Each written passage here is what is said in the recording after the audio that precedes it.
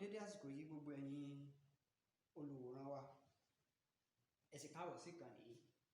Nínú fọ́nrán tá a fi léde àti ohun tá a máa ṣe nínú fọ́nrán tó kọjá, mo sọ fún àwọn èròjà tá ò máa rí jùlọ nínú àwọn ẹ̀rọ tá à ń lò nínú ilé wa, láyìíká wa, níbi iṣẹ́ wa àti gbogbo.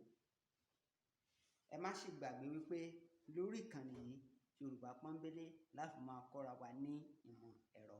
Ẹ má bá mi ká lọ.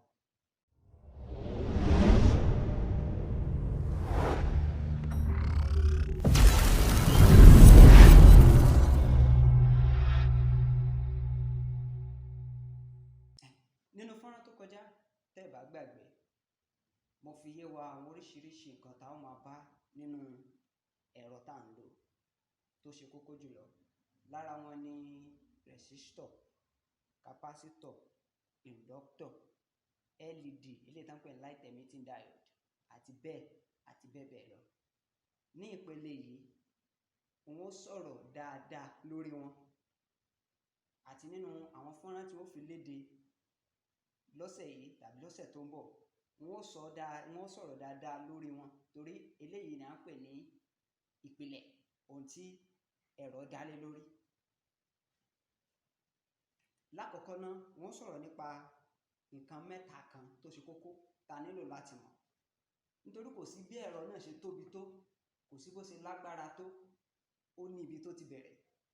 Ibi tó sì ti bẹ̀rẹ̀ ó ní pé ó ní nǹkan tí àwọn olóyìnbó ń pè ní current tó ń rìn, tá ń pè ní flow ní inú ẹ̀. Ilé tá ń pè ní current flows of current. Bákan náà, a sì tún ní nǹkan tá ń pè ní voltage, ìyẹn ni bí agbára. Ó ti yé yín.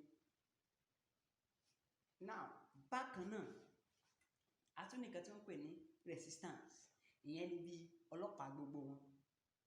Ló máa ń yẹ gbogbo wọn wò tí ò ní jẹ́ kí wọ́n ṣe ju ara wọn lọ. Ó ní ò ní jẹ́ kí current ṣe ju ara ẹ̀ lọ. Ló máa ń pagidínà current láti má ṣe ju ara ẹ̀ lọ. Kí ni ìtumọ̀ eléyìí tí mò ń sọ? Gẹ́gẹ́ bí ìmọ̀ sáyẹ́ǹsì tí físíìsì kọ́ wa ní ilé ìwé, ó ní kankan tí wọ́n ń pè ní òfin Ohms, tá ń pè ní Ohms law. Wọ́n fi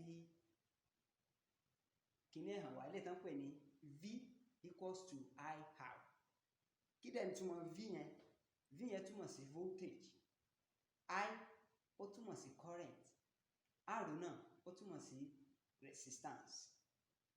Nǹkan mẹ́ta yìí kò sí ẹ̀rọ tẹ máa tú tàbí ẹ̀rọ tẹ máa rí tó fi dórí ẹ̀rọ àmúléwọ́ yín, ohun tí ó bẹ̀rẹ̀ gbogbo ẹ̀ nìyẹn. Tẹ bá ti lè mọ bí lè ṣe ń ṣiṣẹ́ àti ṣe ìmọ̀ ẹ̀rọ, kò ní nira fún yín púpọ̀. Ẹ jẹ́ kí wọ́n á fún yín ní àpẹẹrẹ tó fi lè yé wa bí mẹ́tẹ̀ẹ̀ta ṣe ń ṣiṣẹ́ papọ̀. Nínú ilé, tá bá ṣẹ̀ṣẹ̀ kọ́ ilé, a máa nílò omi.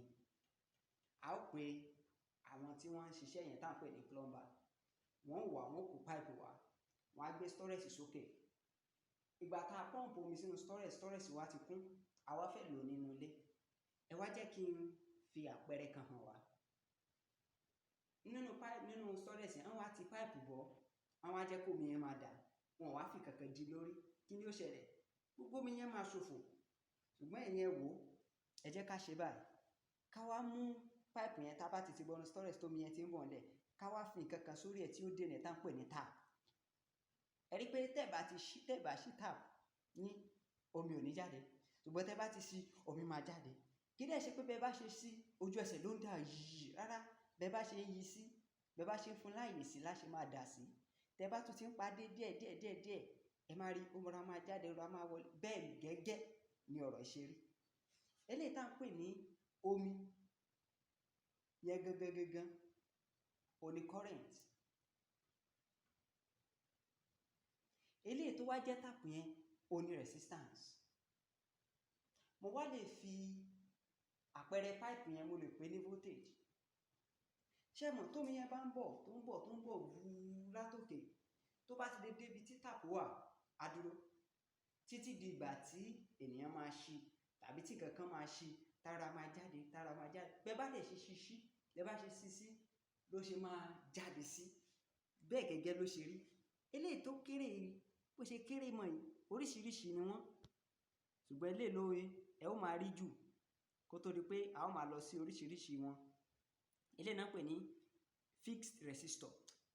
Òun ló máa dá kọ́rẹ́ǹtì yẹn dúró tí ò ní jẹ́ kó lọ jù tàbí kó pọ̀ jù fún àwọn ẹ̀rọ wa. So nǹkan mẹ́ta yìí ṣe kókó, voltage ṣe kókó, current ṣe kókó, resistance ṣe kókó. Now a wá nílò nǹkan kan tí yóò máa ṣiṣẹ́ resistance yẹn, ibẹ̀ ni resistor ti wọlé. Tẹ́ bá ti lè fi sínú nǹkan kan tán pè ní circuit inú ẹ̀rọ yín, ó ní ò ní jẹ́ kí nǹkan tó ń bọ̀, current tó ń bọ̀ ó pọ̀ jù fún àwọn nǹkan tó wà ní iwájú. Bákan náà tá bá dẹ̀ wò dáadáa oríṣiríṣi ni àwọn ohun tó ń dènà èyí tá ń pè ní resistor, oríṣiríṣi ni. A ní fixed resistor, a ní variable resistors. Nínú lábẹ́ fixed resistor ó pọ̀ lóríṣiríṣi, tó bá dẹ̀ jẹ́ variable ni òun náà tún wà lóríṣiríṣi. A tún ní àwọn resistor kan tí mo lè pè ní àwọn resistor tó yàtọ̀ tá ń pè ní special resistors, mo kàn fún lórúkọ yẹn ni. Àwọn yẹn wọn ò dàbí eléyìí, ara wọn ni thermistor. Kí dẹ̀ ní ṣe thermistor?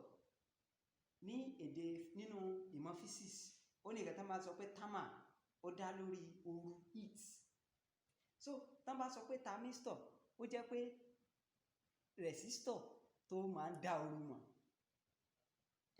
Ó yé yín? Bẹ́ẹ̀ gẹ́gẹ́ ló ṣe rí. Nínú fọ́nrán tó máa ń bọ̀ tó máa wá, wọ́n ó ṣàlàyé rẹ̀ lẹ́kùnrẹ́rẹ́, wọ́n ó sì máa ṣàpẹẹrẹ bí a ti ń lò. Ẹ máa bá mi ká lọ.